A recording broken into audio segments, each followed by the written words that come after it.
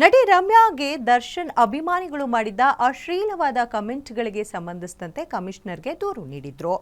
ಆ ಸಂಬಂಧ ಸಿಸಿಬಿಯ cyber crime police ಠಾಣೆಯಲ್ಲಿ ಕೇಸ್ ದಾಖಲಾಗಿತ್ತು. ಆ ಪ್ರಕರಣದಲ್ಲಿ ಇಲ್ಲಿವರೆಗೆ 12 ಆರೋಪಿಗಳನ್ನು ಬಂಧಿಸಲಾಗಿರೋ ಪೊಲೀಸರು ಆರೋಪಿಗಳ ವಿರುದ್ಧ ಚಾರ್ಜ್ ಶೀಟ್ ಸಲ್ಲಿಸೋಕೆ ಮಾಡುವಂತಹ ಸಿದ್ಧತೆ ನಡೆಸುತ್ತಿದ್ದಾರೆ. ಸೊ ಈ ಕುರಿತಾದಂತಹ ಕಂಪ್ಲೀಟ್ ಡೀಟೇಲ್ಸ್ ಇಲ್ಲಿದೆ.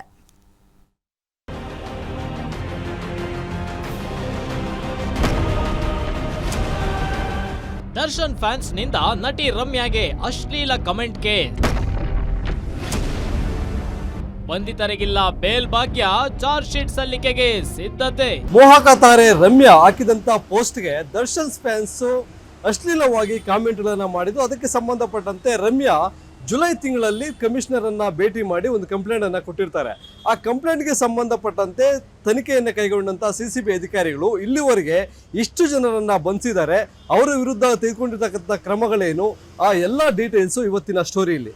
ಮೋಹಕ ತಾರೆ ರಮ್ಯಾ ಪೋಸ್ಟ್ಗೆ ಅಶ್ಲೀಲ ಕಮೆಂಟ್ ಮಾಡಿದ್ದ ದರ್ಶನ್ ಫ್ಯಾನ್ಸ್ ವಿರುದ್ಧ ನಟಿ ರಮ್ಯಾ ಕಮಿಷನರ್ಗೆ ಜುಲೈ 28ರಂದು ದೂರು ನೀಡಿದ್ರು. ದೂರಿಗೆ ಸಂಬಂಧಿಸಿದಂತೆ ಸಿಸಿಬಿಯ ಸೈಬರ್ ಕ್ರೈಮ್ ಸೆಲ್ನಲ್ಲಿ ಕೇಸ್ ದಾಖಲಿಸಿಕೊಂಡು ತನಿಖೆ ಕೈಗೊಂಡ ಪೊಲೀಸರು ಇಲ್ಲಿಯವರೆಗೆ 12 ಆರೋಪಿಗಳನ್ನ ಪತ್ತೆ ಹಚ್ಚಿ ಬಂಧಿಸಿದ್ದಾರೆ. ರಮ್ಯಾ ವಿರುದ್ಧ ಅಶ್ಲೀಲವಾಗಿ ಕಾಮೆಂಟ್ಸ್ ಮಾಡಿದಂತ 42 ಅಕೌಂಟ್ಗಳನ್ನ ತನ್ನ ದೂರಿನಲ್ಲಿ ರಮ್ಯಾ ಉಲ್ಲೇಖಿಸಿದ್ರು. ಅದರಲ್ಲಿ ನೇರವಾಗಿ ಮಹಿಳೆಯರ ಘನತೆಗೆ ಮರ್ಯಾದೆಗೆ ಧಕ್ಕೆ ಉಂಟು ಮಾಡ್ತಕ್ಕಂಥ 12 ಪ್ರಮುಖ ಅಕೌಂಟ್ಗಳನ್ನ ಭೇದಿಸಿರ್ತಕ್ಕಂಥ ಸಿಸಿಬಿ ಕ್ರೈಮ್ ಟೀಮ್ ಏನಿದೆ 12 ಜನ ಆರೋಪಿಗಳನ್ನ ಬಂಧಿಸಿದ್ದಾರೆ. ಅದು ರಾಜ್ಯದ ವಿವಿಧ ಜಿಲ್ಲೆಗಳಲ್ಲಿದ್ದಂತ ಇವರು ದರ್ಶನ್ ಅಭಿಮಾನಿಗಳು, ದರ್ಶನ್ ಅನ್ನ ಮೆಚ್ಚಿಸೋ ಸಲುವಾಗಿ ಅವರ ಫ್ಯಾನ್ಗಳು ಅನ್ನೋ ಒಂದು ಮೆಚ್ಚೋ ಉದ್ದೇಶದಿಂದ ಈ ಒಂದು ಕಾಮೆಂಟ್ಗಳನ್ನ ರಮ್ಯಾಗೆ ಮಾಡಿರ್ತಾರೆ. ತುಂಬಾ ಕೆಟ್ಟದಾಗಿ ಅಶ್ಲೀಲವಾದಂತಹ ಮೆಸೇಜ್ಗಳನ್ನ ರಮ್ಯಾ ಪೋಸ್ಟ್ಗೆ ಮಾಡಿರ್ತಾರೆ.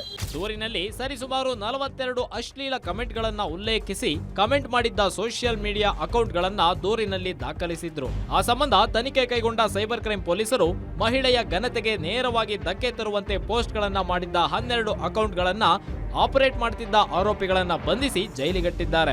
ಕುಡಿದ ಅಮಲಿನಲ್ಲೋ ಅಥವಾ ಯಾರನ್ನು ಮೆಚ್ಚಿಸೋದಕ್ಕೋ ಚಪಲ ತೀರಿಸಿಕೊಳ್ಳೋದಕ್ಕೋ ಮಾಡಿದಂತ ಅಶ್ಲೀಲ ಕಾಮೆಂಟ್ಗಳು ಇವತ್ತು ಈ 12 ಜನ ಆರೋಪಿಗಳನ್ನ ಜೈಲಿನಲ್ಲಿ ಕೊಳೆಯುವಂತೆ ಮಾಡಿದೆ.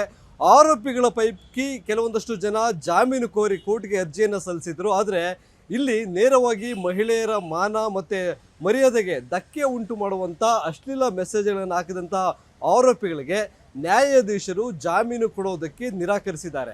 ಮತ್ತೊಂದು ಕಡೆ ಪೊಲೀಸರು ಆರೋಪಿಗಳ ವಿರುದ್ಧ ಚಾರ್ಜ್ ಶೀಟ್ ಅನ್ನ ಸಲ್ಲಿಕೆ ಮಾಡಲು ಅವರಿಂದ ವಶಪಡಿಸಿಕೊಂಡಂತ ಮೊಬೈಲ್ ಫೋನ್ಗಳನ್ನ ರಿಟ್ರೀವ್ ಮಾಡೋದಕ್ಕೆ FSLಗೆ ಕಳಿಸ್ಕೊಟ್ಟಿದ್ದಾರೆ. ಆ ವರದಿ ಬಂದ ನಂತರ ಈ ಆರೋಪಿಗಳ ವಿರುದ್ಧ ಕೋರ್ಟ್ಗೆ ಚಾರ್ಜ್ ಶೀಟ್ ಅನ್ನ ಸಲ್ಲಿಸ್ತಾರೆ.